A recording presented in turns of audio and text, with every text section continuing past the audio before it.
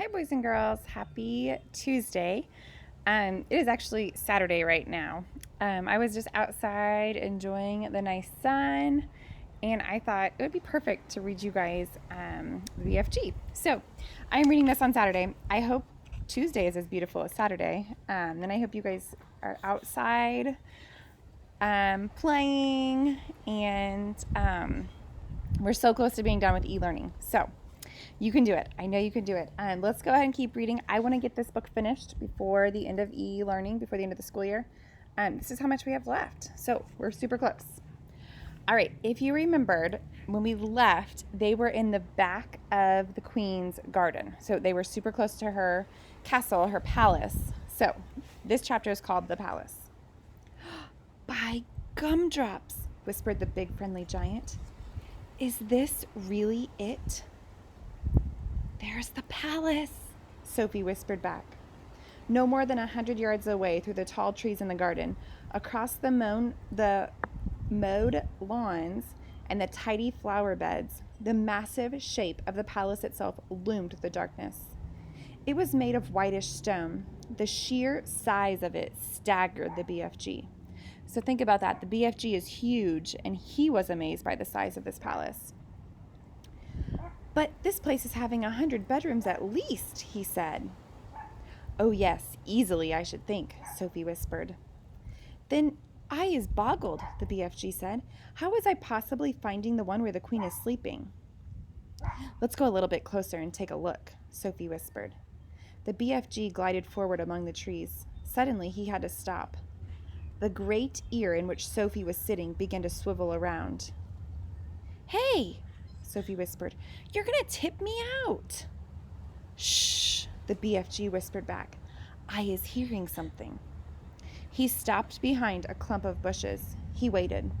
The ear was still swinging this way and that. Sophie had to hold on tight by the side of it to save herself from tumbling out. The BFG pointed through a gap in the bushes, and there, not more than 50 yards away, she saw a man paddling softly across the lawn. He had a guard dog with him on a leash.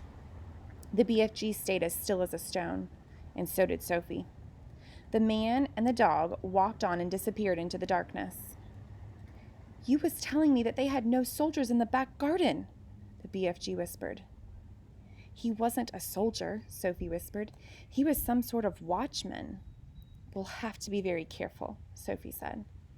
I is not too worried, the BFG said. These waxy big ears of mine is picking up even the noise of a man breathing on the other side of this garden. How much longer before it begins to get light outside? Sophie whispered. Very short, the BFG said. We must go pell-mell for leather now. He glided forward through the vast garden, and once again, Sophie noticed how he seemed to melt into the shadows wherever he went. His feet made no sound at all, even when he was walking on gravel. Suddenly, they were right up close against the back wall of the great palace. The BFG's head was level with the upper windows, one flight up, and Sophie, sitting in his ear, had the same view. In all the windows that were on the floor, curtains seemed to be drawn. There were no lights showing anywhere. In the distance, they could hear the muted sounds of traffic going round Hyde Park Corner. The BFG stopped and put his other ear, the one Sophie wasn't sitting on, close to the first window. No, he whispered. Well, what are you listening for? Sophie whispered back. For breathing, the BFG whispered. I is able to tell if a man or human being or lady is there by breathing voice. We has a man in there, snortling a little bit too. He glided on, flattening his tall, thin, black cloak body against the side of the building. He came to the next window, and he listened. No, he whispered, and then he moved on. This room is empty, he whispered. He listened in at several more windows, but at each one he shook his head and he moved on. When he came to the window at the very center of the palace, he listened, but he did not move on. We has a woman sleeping in there. Sophie felt a little quiver go running down her spine. But who? She whispered back. The BFG put a finger to his lips for silence. He reached up through the open window and parted the curtains ever so slightly. The orange glow from the night sky over London crept into the room and cast a glimmer of light onto its walls. It was a large room, a lovely room.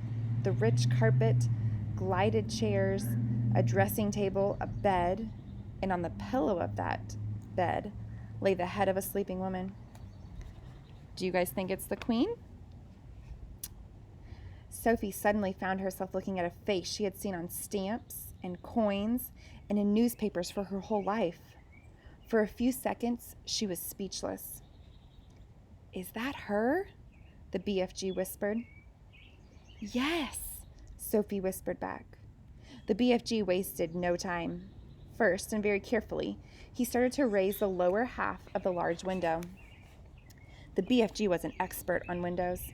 He had opened thousands of them over the years to blow his dreams into children's bedrooms. Some windows got stuck. Some were wobbly, some creaked. He was pleased to find that the Queen's window slid upward like silk. He pushed up the lower half as far as it would go, so as to leave a place on the sill for Sophie to sit. Next, he closed the crack in the curtains. Then with a finger and a thumb, he lifted Sophie out of his ear and placed her on the window ledge with her legs dangling just inside the room, but behind the curtains. "Now, don't you go tip-toppling backwards," the BFG whispered. "You must always be holding on tight with both hands to the inside of the windowsill." Sophie did as he said. You guys can tell he's really starting to care for Sophie. He just told her, hold on and be careful. He didn't want her to fall. So that's showing that he really is starting to love Sophie. It was summertime in London, and the night was not cold. But don't forget that Sophie was only wearing her pajamas. She would have given anything for a dressing gown. Not just to keep her warm, but to hide the whiteness of her pajamas from watchful eyes in the garden below. The BFG was taking the glass jar from the pocket of his cloak. He unscrewed the lid. Now, very cautiously, he poured the precious dream into the wide end of his trumpet. He steered the trumpet through the curtains far into the room, aiming at the place where he knew the bed to be. He took a deep breath. He puffed out his cheeks, and poof, he blew the dream. Now he was withdrawing the trumpet, sliding it out very carefully like a thermometer. "Is you all right sitting there?" he asked Sophie. "Yes," Sophie murmured. She was quite terrified, but determined not to let it show. She looked down over her shoulder. The ground seemed miles away. It was a nasty drop. "How long will the dream take to work?" Sophie whispered. "Well, some takes an hour, some is quicker, some is slower, but it is sure to find her in the end." Sophie said nothing.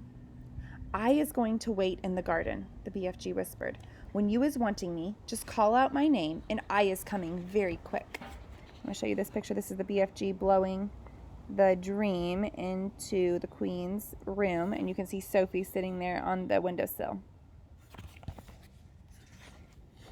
"Will you hear me?" Sophie whispered. "You is forgetting these," the BFG whispered, smiling and pointing to his great ears. "Goodbye," Sophie whispered. Suddenly, unexpectedly, the BFG leaned forward and kissed her gently on the cheek. Sophie felt like crying. When she turned to look at him, he was already gone. He had simply melted away into the dark garden. This is a picture of Sophie sitting on the windowsill again. All right. I think I'll go ahead and start the next chapter. We won't get finished with the next chapter, though. This one's called The Queen. Dawn came at last, and the rim of a lemon-colored sun rose up behind the rooftop somewhere behind Victoria Station. A while later, Sophie felt a little of its warmth on her back, and she was grateful. In the distance, she heard a church clock striking. She counted the strikes. There were 7. So that means it's 7 o'clock in the morning. She found it almost impossible to believe that she, Sophie, a little orphan of no real importance in the world, was at this moment actually sitting high above the ground on the windowsill of the Queen of England's bedroom, with the Queen herself asleep in there behind the curtain, not more than 5 yards away. The very idea of it was absurd. No one had ever done such a thing before. It was a terrifying thing to be doing. What would happen if the dream didn't work? No one, least of all the Queen of England, would believe a word of her story. It seemed possible that nobody had ever woken up to find a small child sitting behind the curtains on his or her windowsill. The Queen was bound to get a shock. Who wouldn't? With all the patience of a small girl who has something important to wait for, Sophie sat motionless on the windowsill. How much longer? She wondered. What time do queens wake up? Faint stirrings and distant sounds came to her from deep inside the belly of the palace. Then, all at once, beyond the curtains, she heard the voice of the sleeper in the bedroom. It was a slightly blurred sleep talker's voice. "Oh, no!" it cried out. "No, no, don't! Someone stop them! Don't let them do it! I can't bear it! Oh, please stop them! It's horrible! No, no, no!" "She's having the dream," Sophie told herself. "It must be horrid. I feel so sorry for her. But it has to be done." After that, there were a few little moans. Then there was a long silence. Sophie waited. She looked over her shoulder. She was terrified that she would see the man with the dog down at the garden staring up at her. But the garden was deserted. A pale summer mist hung over it like smoke. It was an enormous garden, very beautiful, with a large, funny-shaped lake at the far end. There was an island in the lake, and there were ducks swimming on the water. Inside the room, beyond the curtains, Sophie suddenly heard what was obviously a knock on the door. She heard the doorknob being turned. She heard someone entering the room. All right, I'm going to stop there, leave you guys on a cliffhanger, and we will continue on with that chapter on Wednesday. I will see you guys later. Bye.